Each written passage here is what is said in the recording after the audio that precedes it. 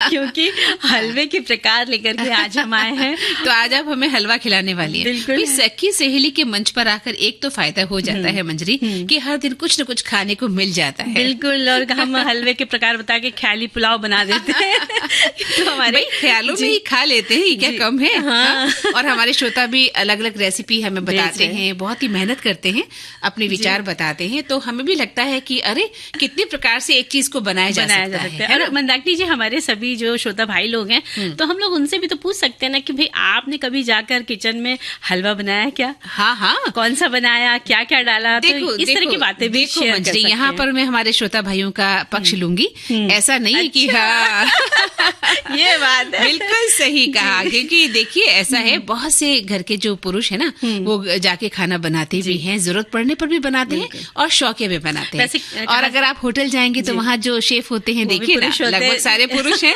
कितना शानदार लजीज खाना बनाते हैं वो लोग। ये तो है मंदाकिनी जी की पुरुष जो हमारे भाई लोग हैं, हाँ। वो लोग खाना बहुत अच्छा बना लेते हैं, लेकिन हाँ। कुछ नहीं बना पाते। वो एक अलग बात है। देखिए कुछ महिलाएं भी अच्छा खाना नहीं बना पाती, जैसे कि मैं। अरे नहीं ऐसी बात नहीं है, आपके हाथ का भी मैंने चखा है तो मुझे पता है।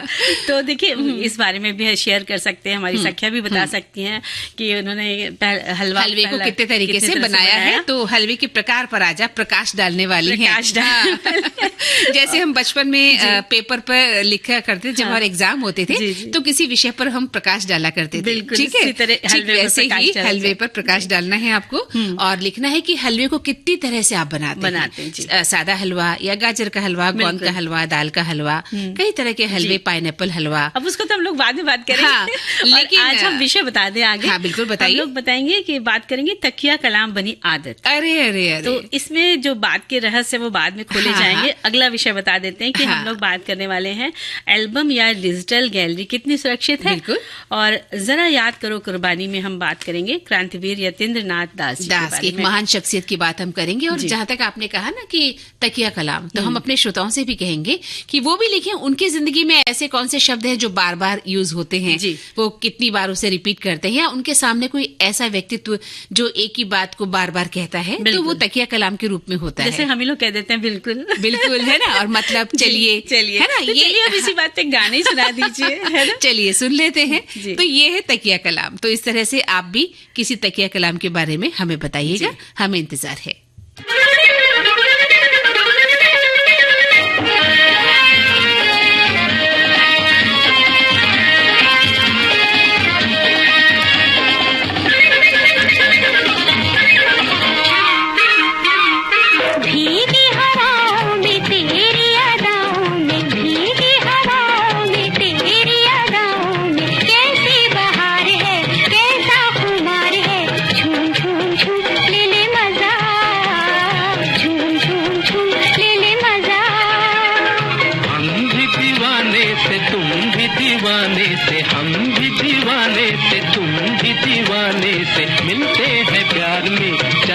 बहार में सुन सुन सुन जरा आ जाओ, सुन सुन सुन जरा आ जाओ।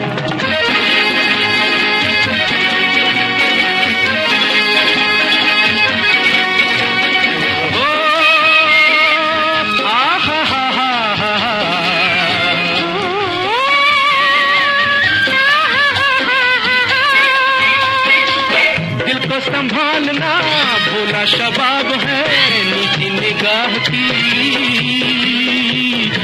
निगाह की आदत खराब है, नीची निगाह की आदत खराब है। दिल को उम्मीद है ऐसी जनाब से, रिश्ता बहार का जैसे गुलाब से, रिश्ता बहार का जैसे गुलाब से।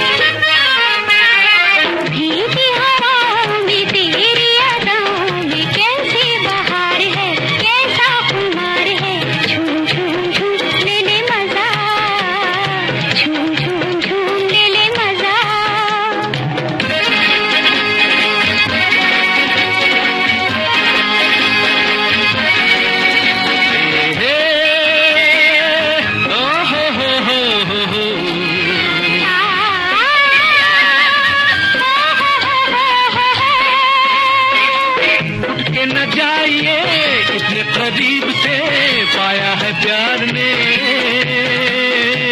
पाया है प्यार ने तुमको नसीब से, पाया है प्यार ने तुमको नसीब से।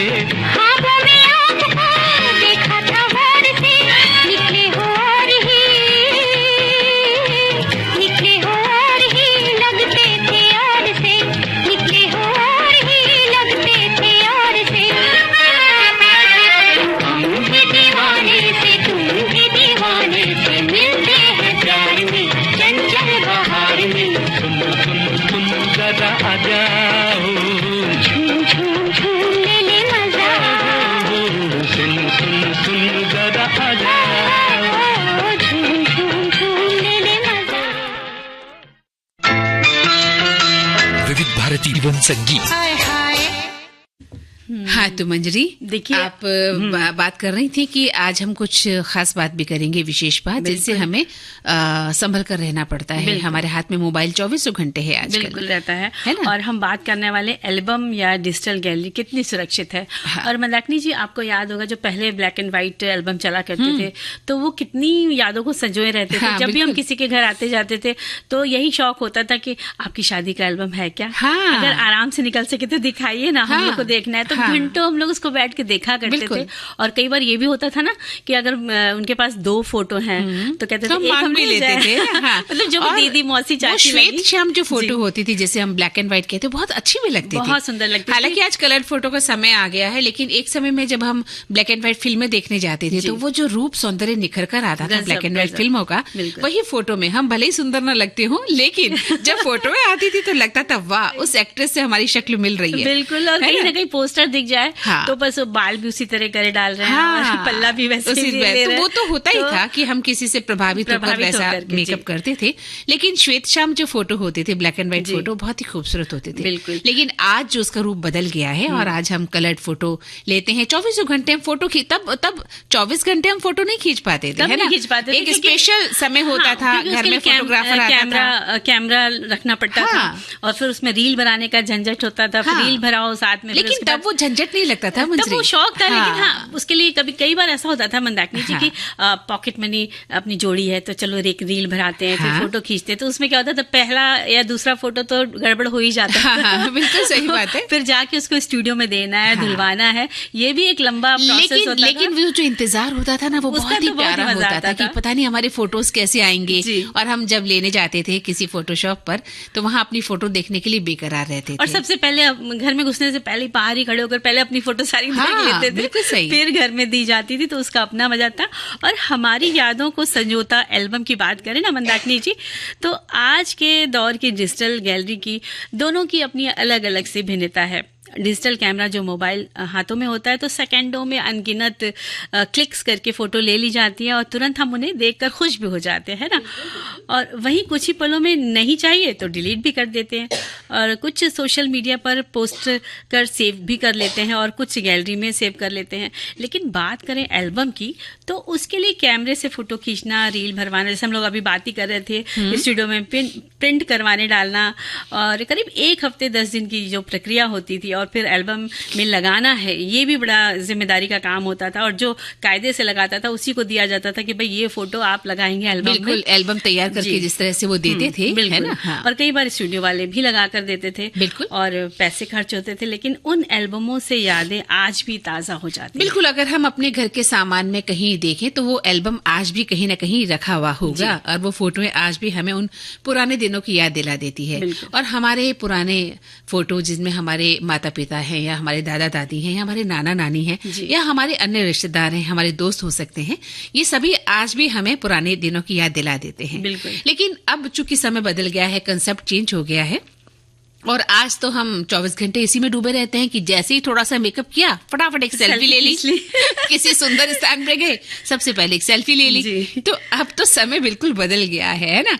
और हम उसी में डूबे भी रहते हैं, है ना? बिजी बिल्कुल, रहते हैं। बिजी रहते हैं। और लेकिन एक बात तो है, वो जो क्रेज पहले होता था वो क्रेज अब नहीं रहा। हमें पता है हमारे हाथ में मोबाइल है, हम कभी भी अपना फोटो खींच सकते खींचते हैं। भी और फिर डिलीट भी कर देते। 10 खींचेंगे, उसमें सोचेंगे 2 अच्छी आ गई तो भाई हाँ। वाह। तो ये जो एक समस्या होती है कि गैलरी जो बढ़ जाती है उसको भी हटाने का एक समस्या होती है। हाँ। तो समय निकाल के उसको भी लेकिन हटाते हम हैं। बात कर रहे थे सुरक्षा की, तो ये कितनी सुरक्षित है? आप अपनी फोटोएं खींच कर या अपने जो व्यक्तिगत दस्तावेज उस पर रखते हैं वो कितने सुरक्षित है, इसके बारे में थोड़ी बात कर ली जाए। बिल्कुल बिल्कुल।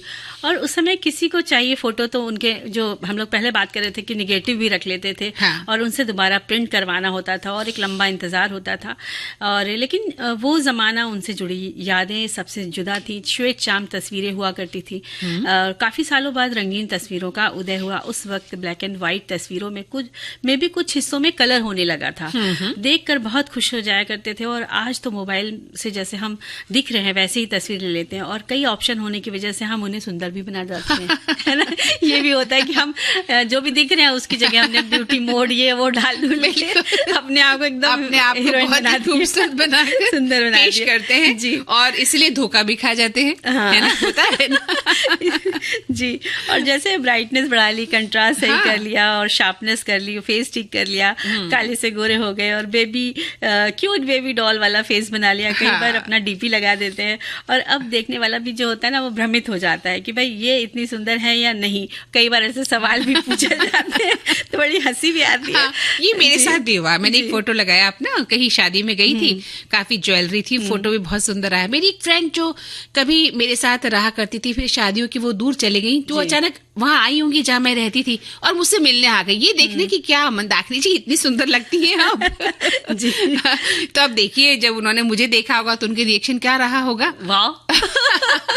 उन्होंने कहा होगा वाकई तुम बेहद खूबसूरत हो। जो फोटो आता है ना वो बहुत ही खूबसूरत आता है, और जब हमारा जो रियल फेस होता है वो उतना होता नहीं है जनरली।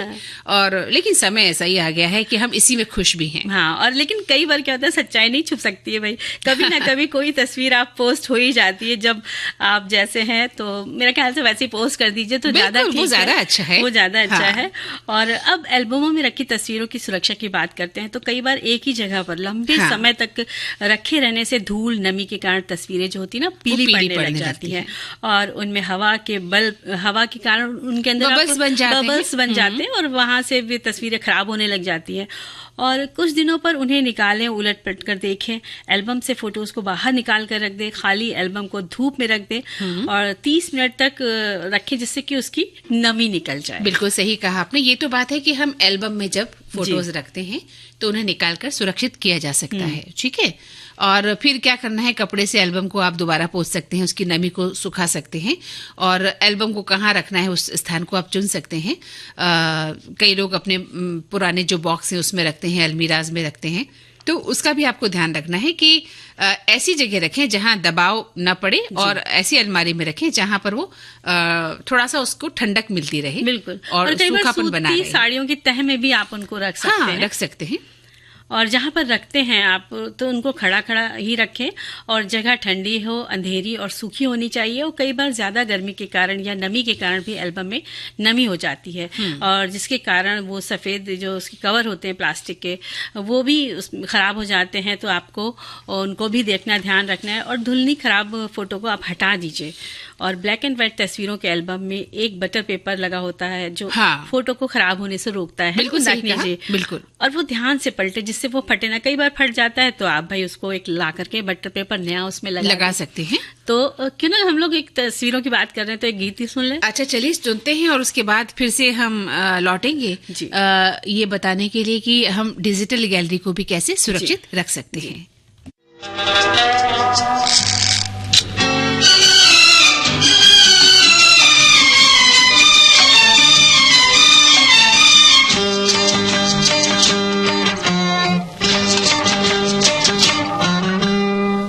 तस्वीर उतारता हूँ बिखरी हुई हसीनों की, जुल्फें संवारता हूँ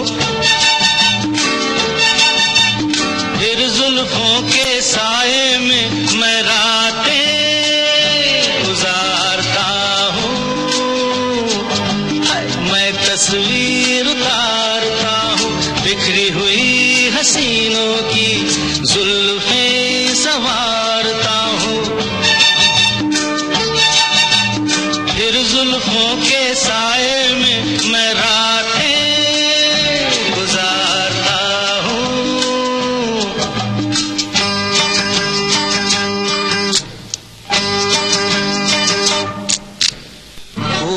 हसीना कितनी भी मगरूर हो, हुस्न की दुनिया में कितनी मशहूर हो, कोई हसीना कितनी भी मगरूर हो, हुस्न की दुनिया में कितनी मशहूर हो, मस्ती में चूर हो, पास हो के दूर हो, अरे मस्ती में चूर हो, पास हो के दूर हो, दौड़ी चली आती है मैं जिसको पुकारता हूँ, मैं तस्वीर उतारता हूँ।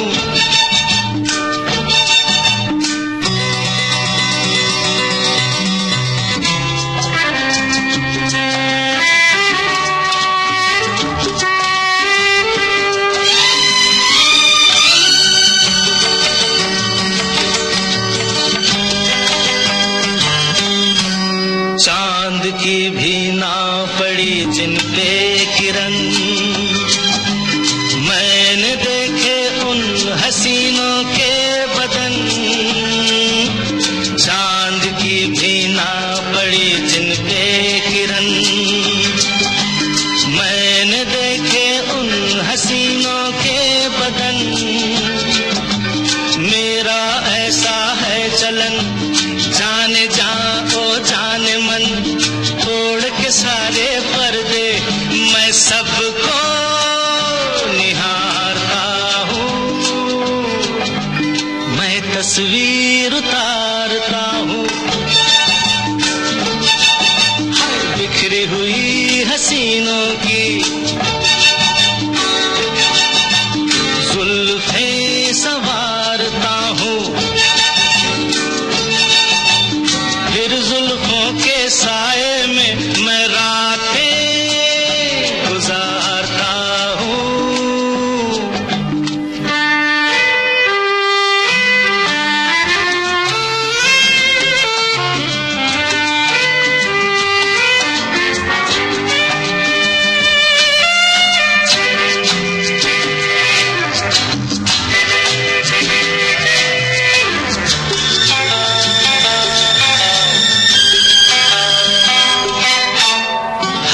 के साहिल पे समंदर सो गया, याद तेरी आ गई मैं खो गया, हक के साहिल पे समंदर सो गया, याद तेरी आ गई मैं खो गया, ये गया मैं वो गया, ये मुझे क्या हो गया, ये गया मैं वो गया, ये मुझे क्या हो गया, नाम तेरा लेता हूँ मैं जिसको पुकारता हूँ।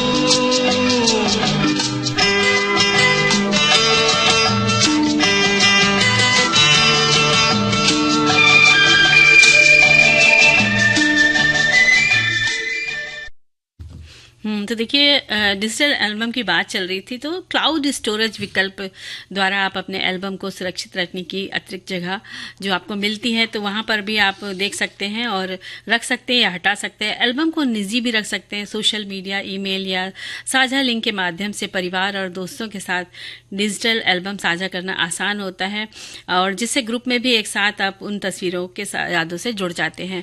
और आप अपनी गैलरी में अलग अलग फोल्डर बना करके एक इवेंट्स के भी फोटोज रख सकते हैं, जिससे देखने में आपको आसानी हो। हाँ, किस तरह से हम जैसे बाहर जाते हैं, शादी विवाह में जाते हैं, किसी फंक्शन में जाते हैं, तो खूब सारे फोटो हम खींचते हैं, बिल्कुल, और हमारी जो गैलरी है वो भर जाती है, तो उसको कैसे हम बचा के रखें? उसके लिए अपना फोल्डर बना लेना, उसमें रख लेना है।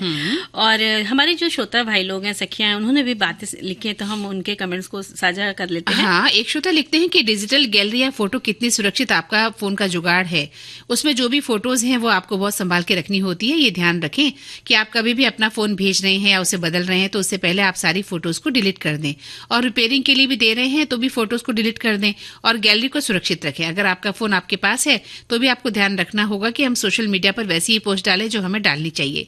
ऐसी वैसी पोस्ट या प्राइवेट फोटोज बिल्कुल नहीं डालें, और इसी तरह से आप अपने फोन की फोटोज का ध्यान रख सकते हैं। और हाँ, अपनी फोटोज का बैकअप जरूर लेकर चलें। कभी कभार क्या होता है, अनजाने में ही हम अपने फोन की गैलरी से फोटोज डिलीट कर देते हैं जो कि हमारे काम की होती है, इसलिए अपने फोटो उसका बैकअप भी जरूरी है, क्योंकि अगर आपकी फोन गैलरी को कुछ होता है तो आपके पास कम से कम आपकी फोटोज और उसका बैकअप तो होना ही चाहिए। बिल्कुल। और इसी तरह हमारे एक श्रोता भाई लिखते हैं कि एल्बम या डिजिटल गैलरी कितनी सुरक्षित। भाई, इस नश्वर संसार में बस केवल एक अलौकिक को छोड़कर कुछ भी सुरक्षित नहीं है, फिर भौतिक चीजों की सुरक्षा की क्या गारंटी। जब हमारे शरीर ही हमसे छीन लिए जाते हैं, ऐसे में हम किससे सुरक्षा करें। किंतु लोग अपने माया मोह में करते हैं, और इस दृष्टिकोण से एल्बम या डिजिटल गैलरी हमारे पास दो विकल्प हैं। एल्बम हमारे पास अपने भौतिक उपस्थिति के साथ आजीवन रहते हैं, जबकि डिजिटल गैलरी भी भौतिक रूप से हमारे पास है अवश्य, किंतु कब गायब हो जाए कुछ कहा नहीं जा सकता, फिर वह पराधीन है। मोबाइल के खो जाने पर कठिनाइयों का सामना ऊपर से करना पड़ता है। इसके विपरीत डिजिटल गैलरी के नेट के चंगुल में जकड़े हुए हैं। इसके विपरीत एल्बम को हम सुरक्षित और संरक्षित रख सकते हैं, फिर इससे हमारी आंखों को भी खराब होने की कोई गुंजाइश नहीं रहती। सही बात आपने लिखी। वैसे बहुत गहरे में चले गए हैं, क्योंकि जीवन और वैसे सही लिखा है उन्होंने कि जिंदगी का ही पता नहीं होता, और हम कितनी छोटी छोटी चीजों को लेकर इतने क्रेजी हो जाते हैं, इतने उत्साही रहते हैं। लेकिन अब जीवन है तो हमें उत्साही रहना भी पड़ता है। और एक श्रोता लिखते हैं कि साधारण एल्बम और डिजिटल गैलरी, इन दोनों की सुरक्षा का मापदंड अलग अलग होता है। एक साधारण एल्बम को सुरक्षित माना गया है। इस तरह के एल्बम को सिर्फ एक सूखे और सुरक्षित स्थान पर रखकर भी बरसों बरस सहेजा जा सकता है, जबकि डिजिटल गैलरी को हम सभी किसी भी तरह का पासवर्ड डालकर अपने आसपास के लोगों से तो सुरक्षित रख सकते हैं, लेकिन साइबर अपराधियों से भी सुरक्षित नहीं रख सकते।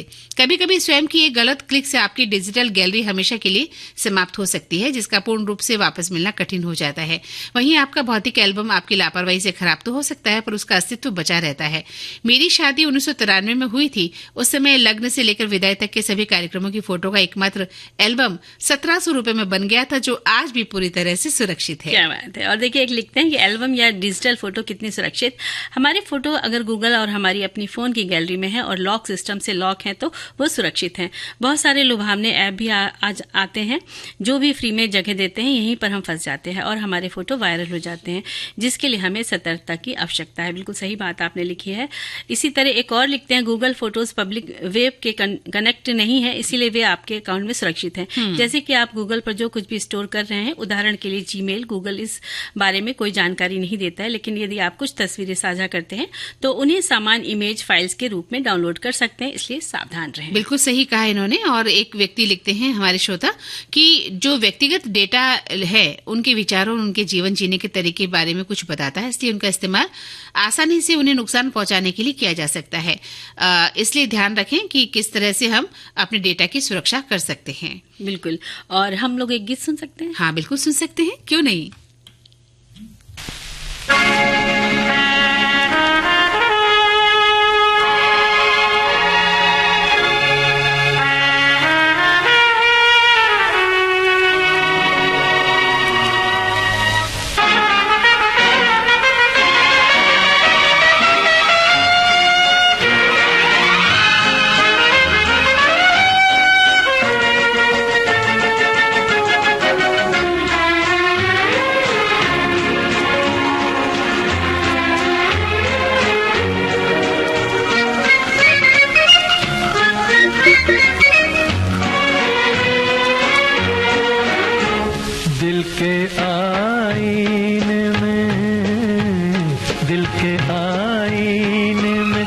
तस्वीर तेरी रहती है, मैं ये समझा कोई जन्नत की परी रहती है दिल के आईने में।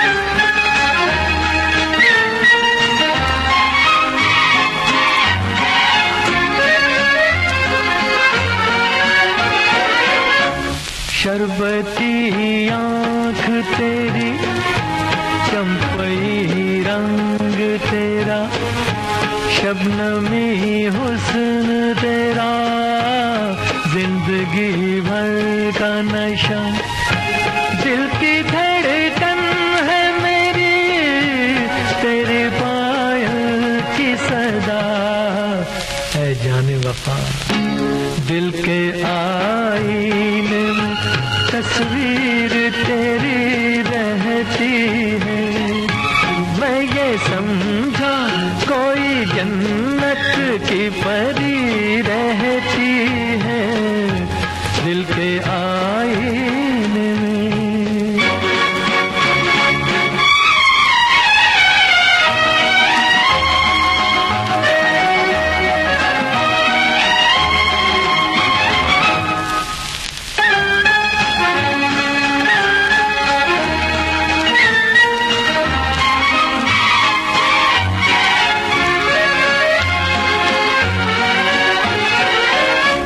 हुस्न मासूम तेरा कभी मगरूर ना हो, अपनी तारीफ तुझे कभी मंजूर ना हो, इश्क वालों पे जफा तेरा दस्तूर ना हो, ऐ जाने वफा दिल के आईने में तस्वीर तेरी रहती है, मैं ये समझा कोई जन्नत। बिल्कुल सही है मंजरी कि दिल के आईने में हमारे श्रोताओं की तस्वीर रहती है। जी, बिल्कुल रहती है।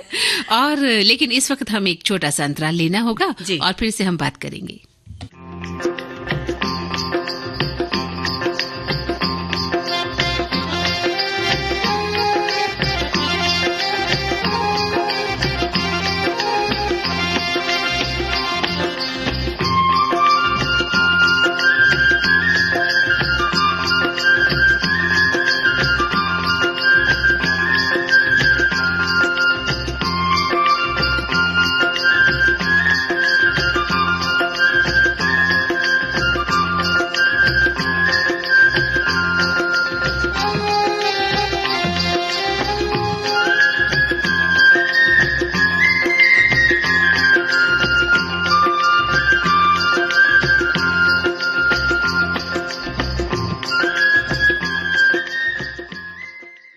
तो इस अंतराल के बाद हमारे सभी सखियों और सखाओं का स्वागत है।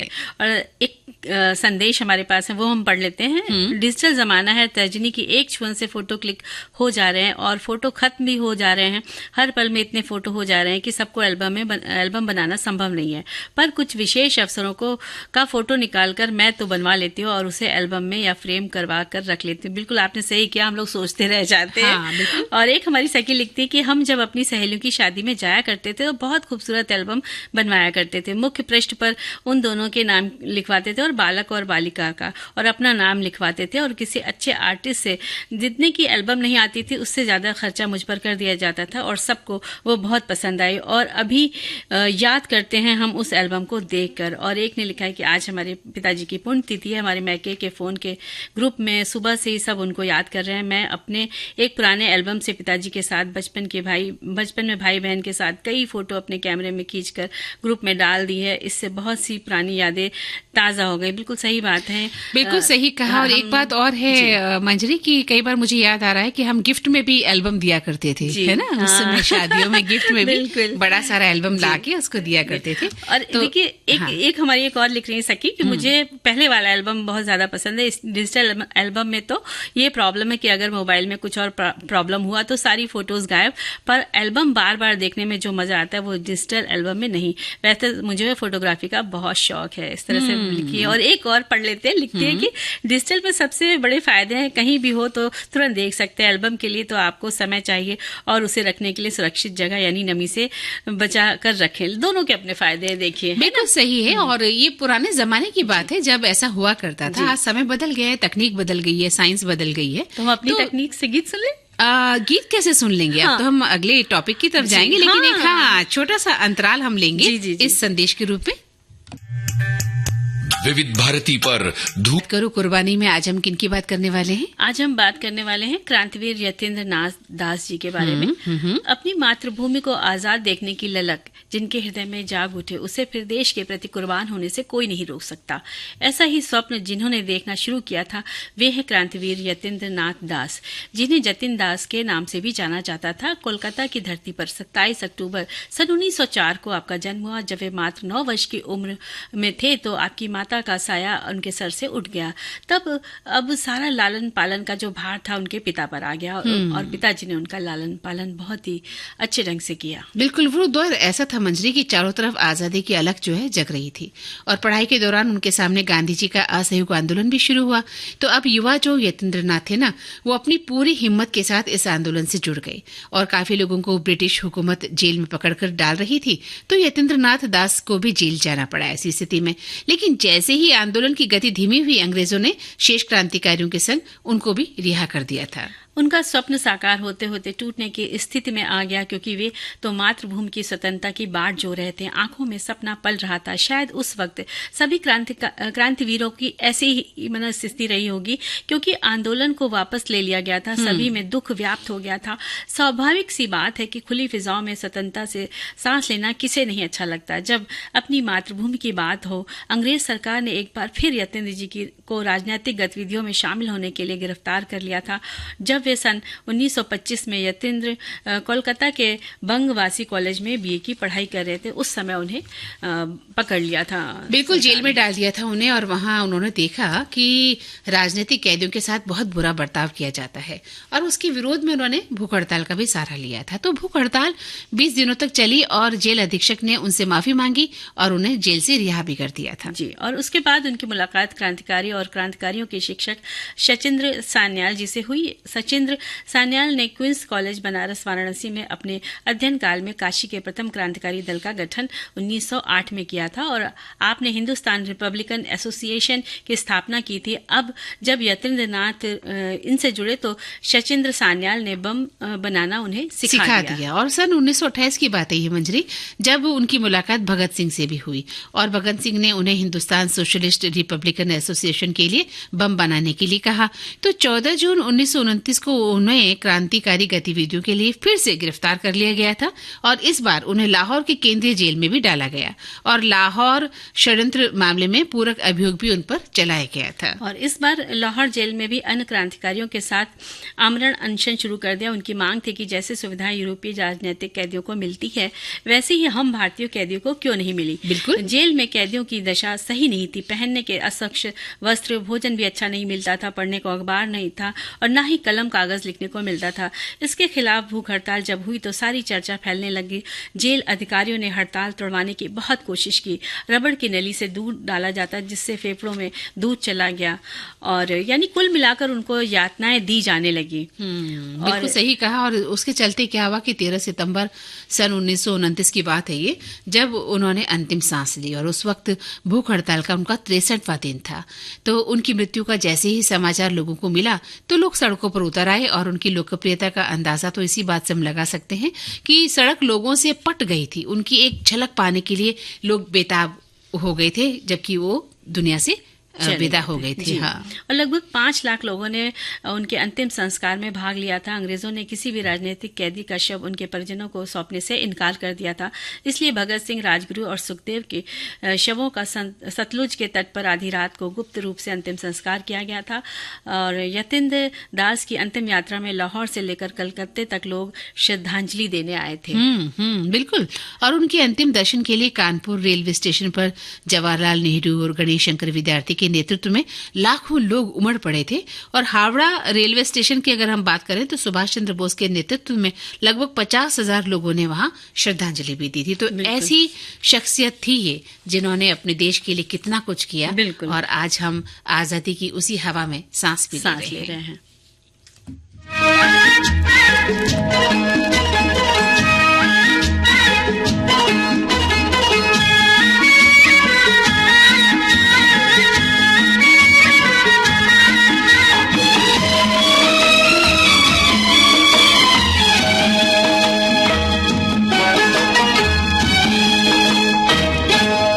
जब तक रहे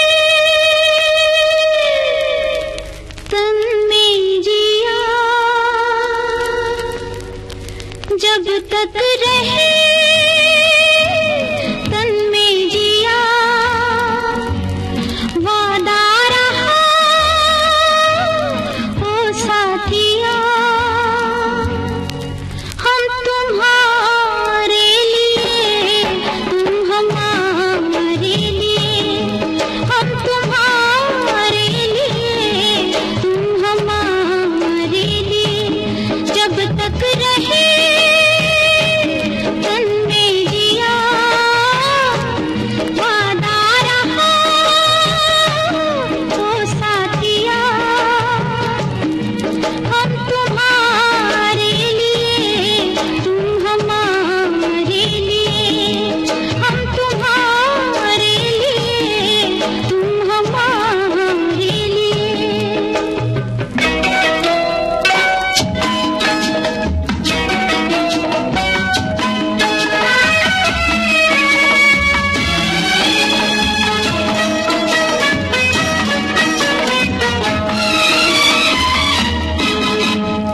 धूप लगेगी जब जब तुमको सजना डारूंगी मैं आंचल की छैया सांझ पड़े जब थक जाओगे बलमा वारूंगी मैं गोरी गोरी भैया डोलूंगी बनती चांदनी मैं तेरे अंगना डोलूंगी बनती चांदनी मैं तेरे अंगना जब तक रहे तन में जिया वादा रहा ओ साथिया हम तुम्हारे लिए तुम हमारे लिए हो हम तुम्हारे लिए तुम हमारे लिए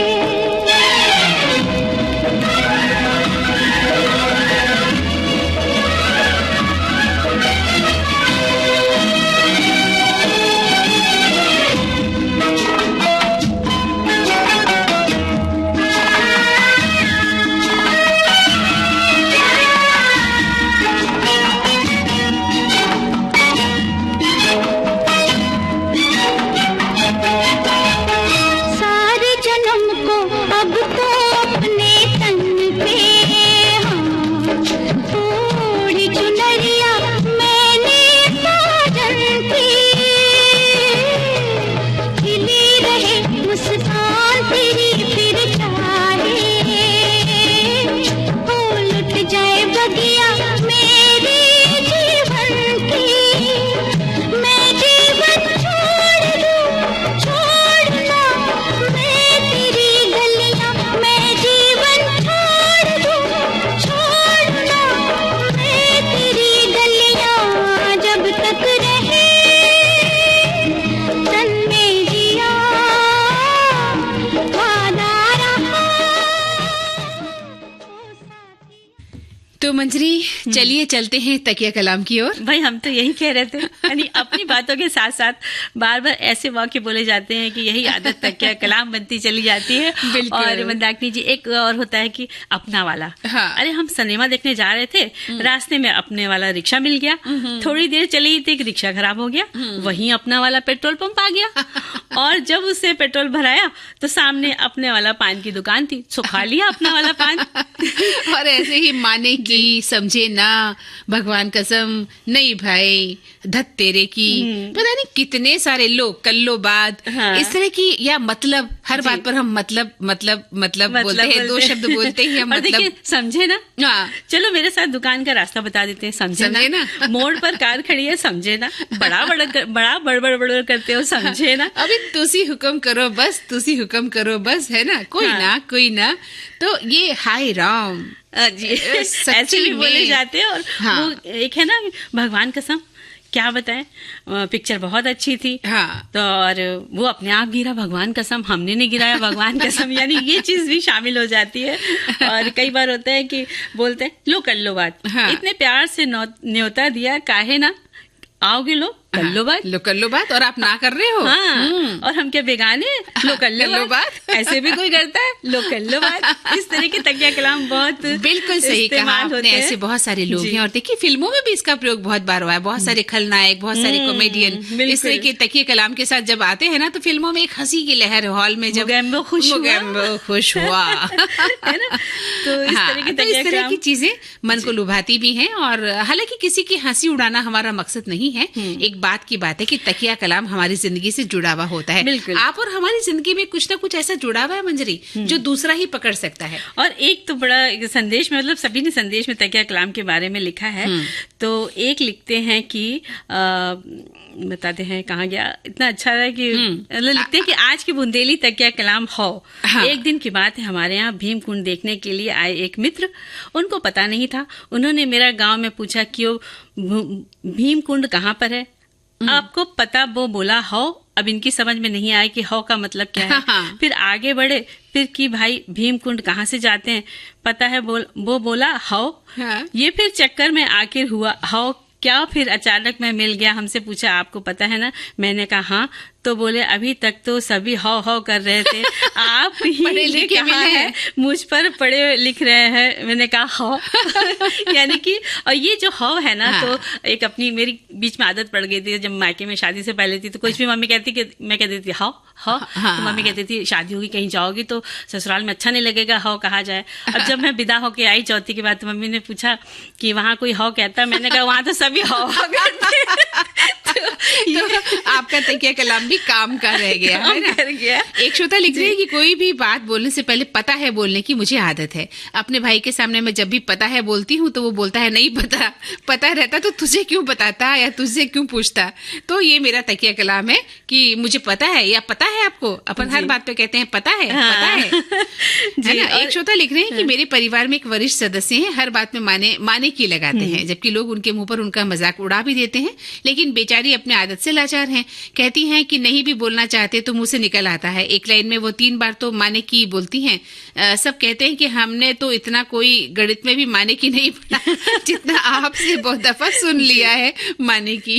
जी, तो इस तरह की बहुत सारी बातें होती हैं। और सच्ची में, हाँ, सच्ची और में ऐसे बोलते हैं सच्ची में, और जाहिर सी बात है। हाँ। हम तो कह रहे थे जाहिर सी बात है, वो आएंगे क्या? जाहिर सी बात है। नहीं आएंगे तो ठहरेंगे कहाँ? जाहिर सी बात है। मतलब इस तरह से बोलेंगे। और एक्चुअली भी बहुत लोग बोलते हैं कि एक्चुअली में वो ऐसा होगा, एक्चुअली में वो बुरा मान गए, तो एक्चुअली में तुम सुनते ही नहीं हो। मतलब ऐसे हम उसको एक गीत की तरह गा देते हैं और हमें खुद ही पता नहीं चलता। दम लेने की फुर्सत नहीं, ये भी महिलाएं अक्सर कहती हैं, काम कितना भी कर लो लेकिन दम लेने की फुर्सत ही ना है। हाँ। वो कोई कहेगा भाई शादी में तो आओगी ना, अरे यार दम लेने की फुर्सत ही नहीं है। मतलब वो आपको इनवाइट करें लेकिन दम लेने की फुर्सत नहीं। लेकिन हम लोग को एक गीत सुनाने की तो फुर्सत है ना? हाँ बिल्कुल, गीत सुनाने की फुर्सत है। लेकिन मैं चाहती हूँ एक श्रोता का और हम वो ले लें। क्या लिखते हैं? वो लिखते हैं कि आज का जो विषय है वो बहुत ही अच्छा है, तकिया कलाम।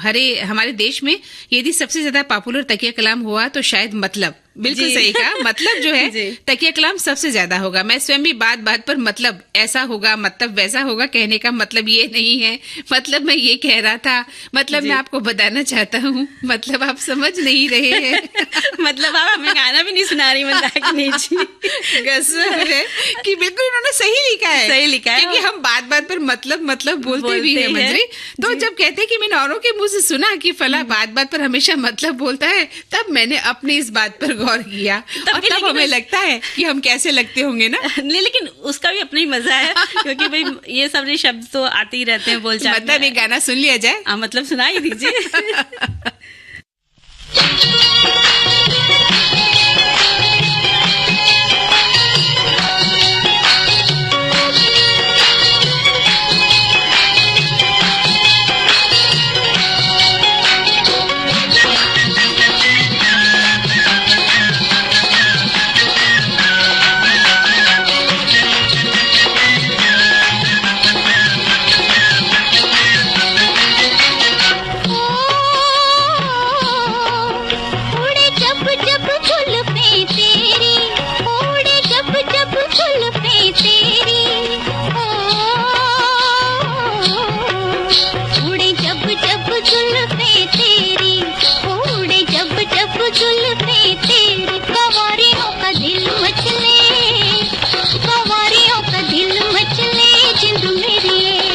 जब ऐसे चिकने चेहरे हो, जब ऐसे चिकने चेहरे, तो कैसे न नजर फिसले, तो कैसे न नजर फिसले जिंद मेरी ये।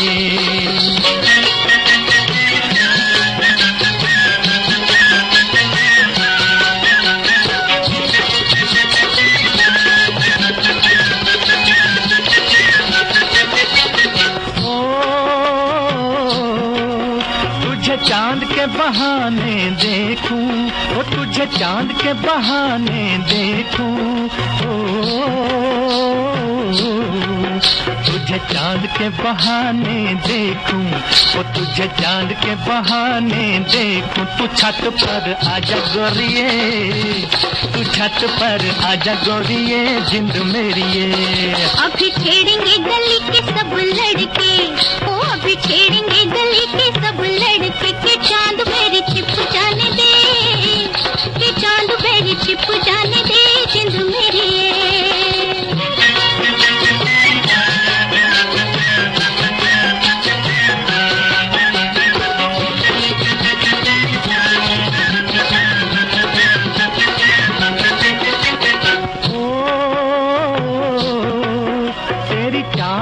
नागन जैसी, ओ तेरी चाल है नागन जैसी,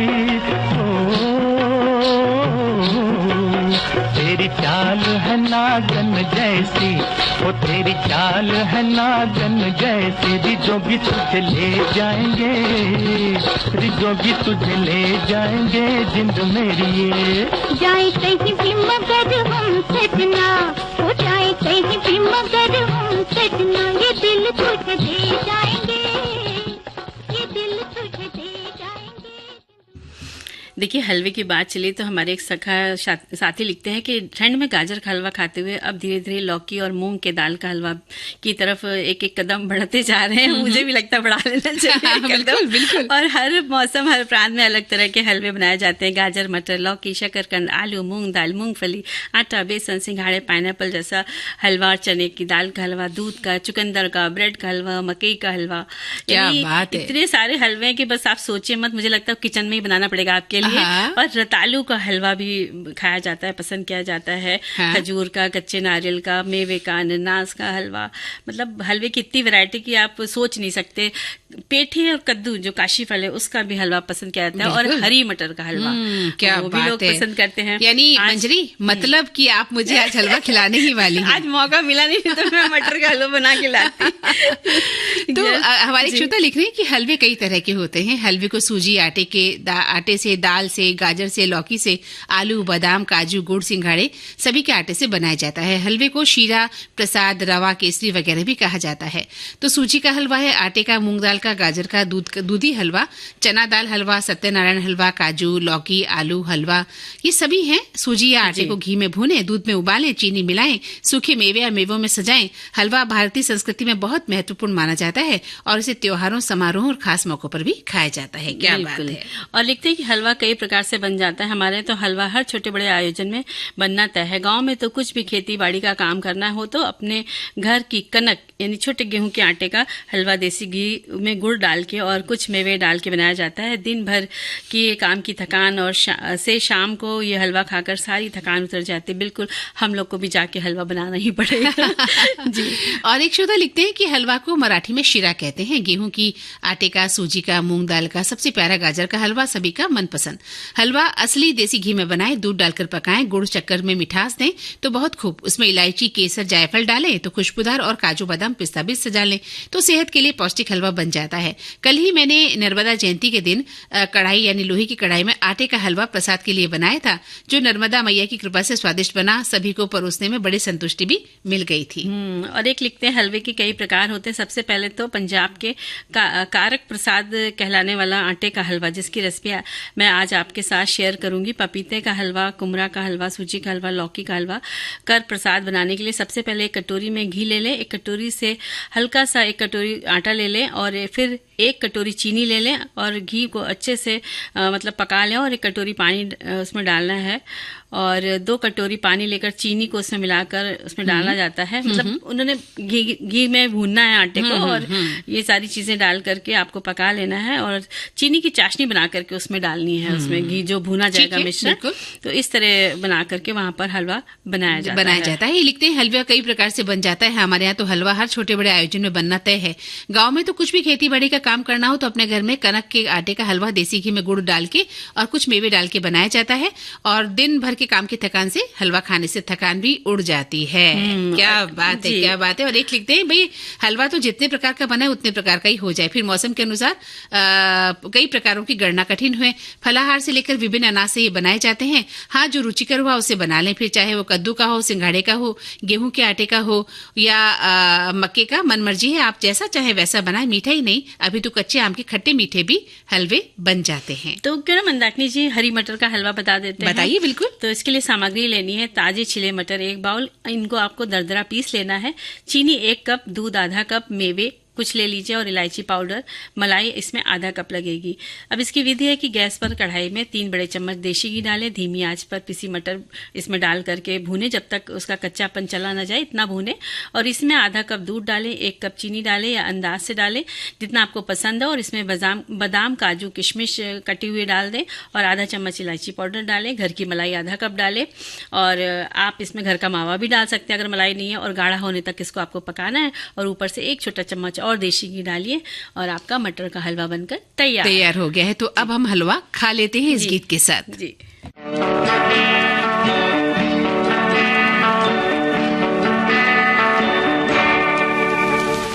कहाँ चल दिए इधर तो आओ, मेरे दिल को न ठुकराओ, बोले सितम कर मान भी जाओ, मान भी जाओ, मान भी जाओ। कहाँ चल दिए इधर तो आओ, मेरे दिल को न ठुकराओ, बोले सितम कर मान भी जाओ, मान भी जाओ, मान भी जाओ।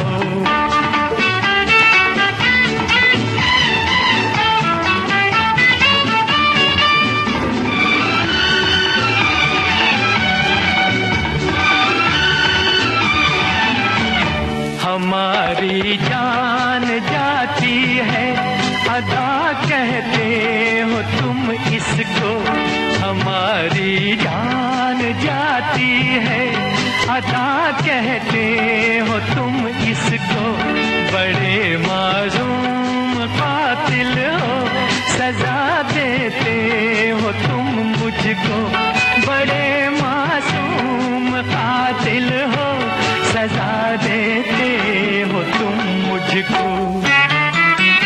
कहाँ चल दिए इधर तो आओ, मेरे दिल को न ठुकराओ, बोले सितम कर मान भी जाओ, मान भी जाओ, मान भी जाओ। कहाँ चल दिए इधर तो आओ, मेरे दिल को न ठुकराओ, बोले सितम कर मान भी जाओ, मान भी जाओ, मान भी जाओ।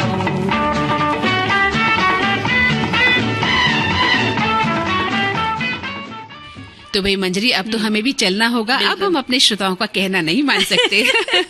उनसे ये कहेंगे अगली बार मिलेंगे कुछ नई चीजों के साथ, नई गप्पों के साथ, बातों के साथ। बिल्कुल। तब तक के लिए मंदाकिनी जोशी और मंजरी वर्मा का नमस्कार।